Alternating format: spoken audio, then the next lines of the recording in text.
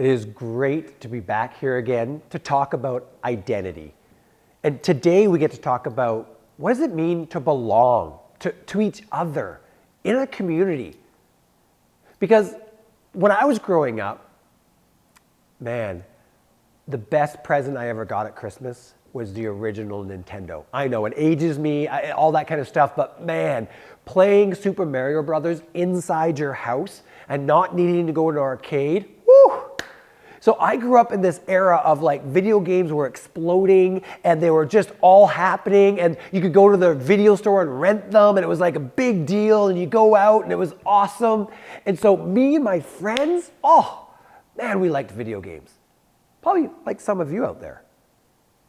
And we would have sleepovers. And so we would go to the store, we would rent a video game, and our goal was always to beat that video game that night because you had to take it back. And so we would stay up all night. And I remember this one. It was a game that you would run around and you have to solve problems, and it was amazing, but it was so difficult. And there was this one place we couldn't get by. And so we didn't have the internet back then, but we had a phone call. And you phone and you have to go through all the different beep, beep, beep, press 6, press 5, and you had to get to the right level. And as you did, you actually had to pay for it though.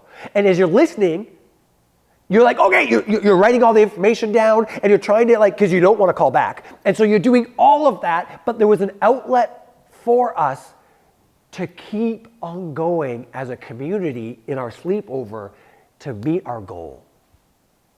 Man, I sometimes wish life was more like a video game because as we did those video games, I was probably maybe good at the jumping. Someone else was good at the dodging, right? We all had our expertise. We had our opportunities to contribute to that video game. And what's best about a video game is you keep on trying. You keep on going until you're successful. Man, wouldn't that be great as a community to have that same philosophy, take risks, be able to fail, but continue trying. But hey, I can't do this, so maybe you should do that part. And you hand off the controller, and it's this beautiful array of what a community can be. Now, we got in trouble, don't get me wrong, because you know why we got in trouble? It was like $2.99 a minute. By the time you hit all the buttons and different that, it ended up being like hundreds of dollars, unfortunately, because we called more than once. But man, we thought it was worth it. There's a price to pay sometimes for that community. It doesn't come cheap. And so as a community, we want at our church to make sure that you have a place to belong, that you can take risks, that you can be known, and that you're not alone. You see, in a community, we join a community for those very three reasons: to belong, to be known, and not to be alone. And so as we move forward, I would love to hear from you as you break off into your small groups right now as to what communities do you value? Where do you feel that you belong and that are known and that you're not alone? For me, it happened to be that video game community. For you, it might be a basketball team, it might be a debate team, it might be going to the mall and hang out with your friends as you're shopping, it could be going to cheerleading practice, it could be going to so many places, and there's so many different communities. I would love for you to share, where do you find a place to belong, to be known, and not to be alone?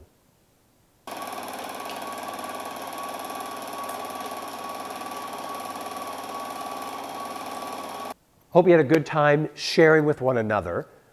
And for me, one of the other communities I was a part of was a basketball community.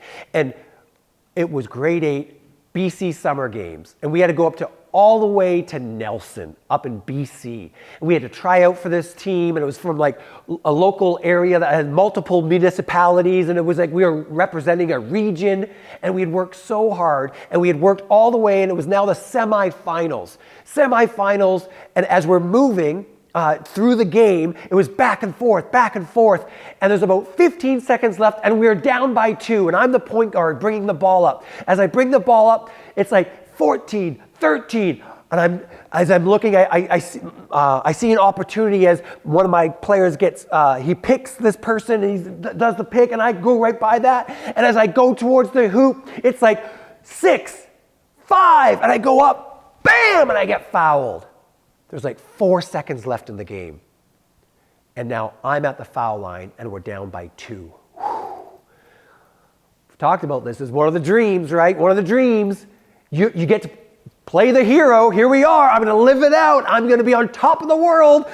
Boof, boof, boof.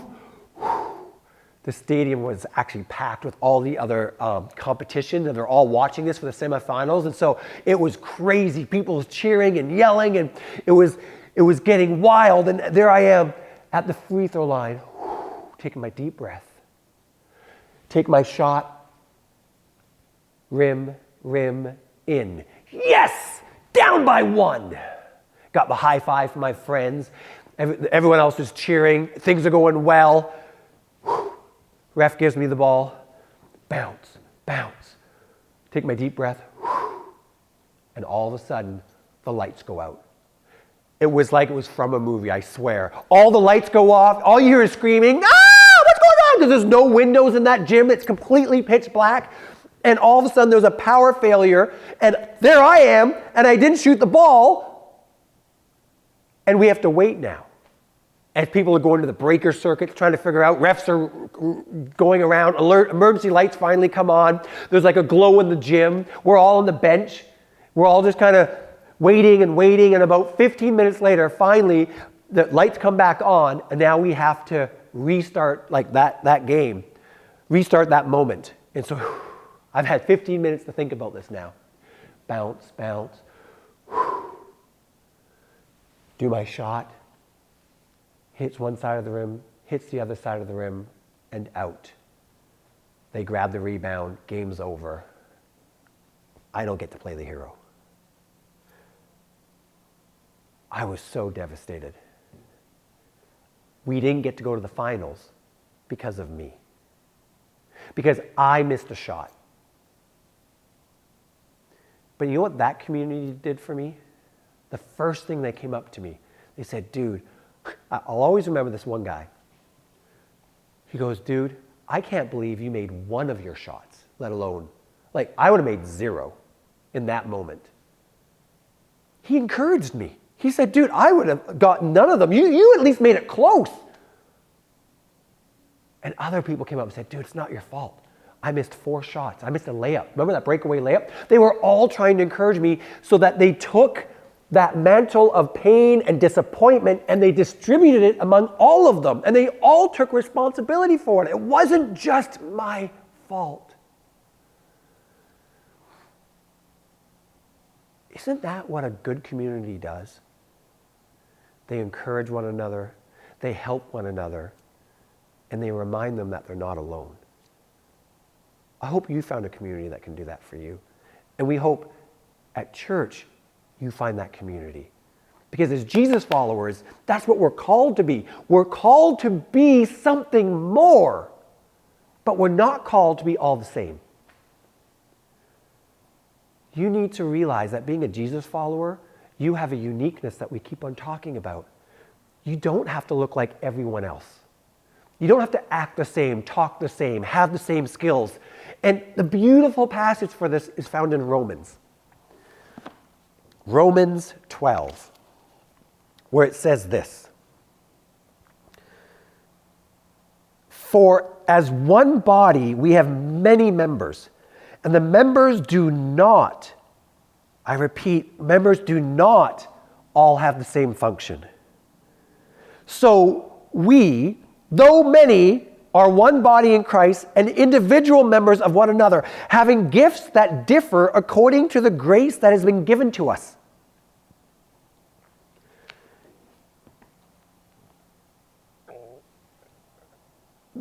Right before that, it talks about the body of Christ and that the hand can't be jealous of the head and the feet can't be jealous of the elbow. Like they all have different function in order for the whole situation to work. The elbow can't talk. The head can't move itself. It needs the feet. It needs the hands. All of this beautiful body imagery is to say that There's not a cookie cutter Christian out there.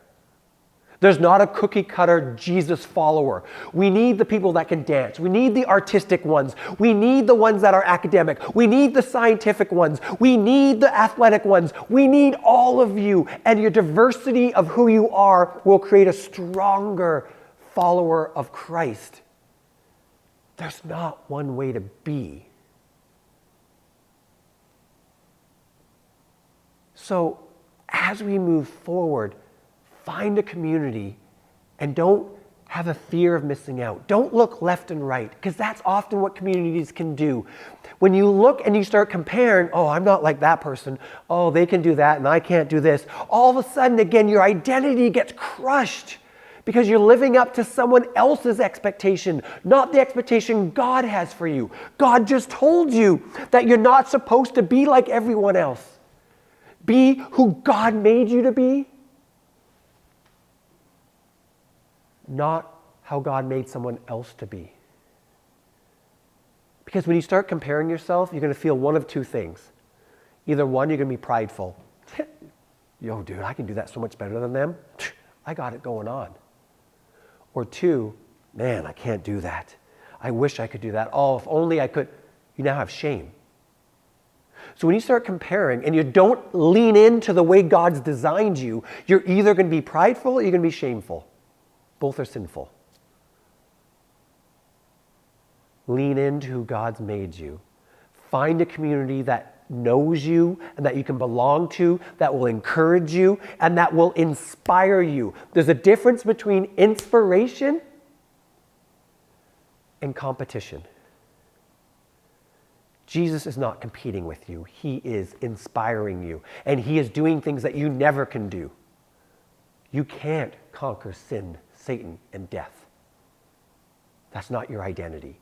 That's Jesus's. And he did that first so that you can walk behind him and enjoy the luxury of his identity. Lean into that. And lean into a community that will intentionally allow you to grow in your gifting. And that's the question that we're going to end with today. The question that is so important is this: how have you intentionally grown in a community and improved? I look forward to you authentically sharing with one another so that you can find a space and identify a place that you can actually grow into the image and identity of God that he has for you, that will be unique, unlike anyone else, so that you can be known, loved, and not alone.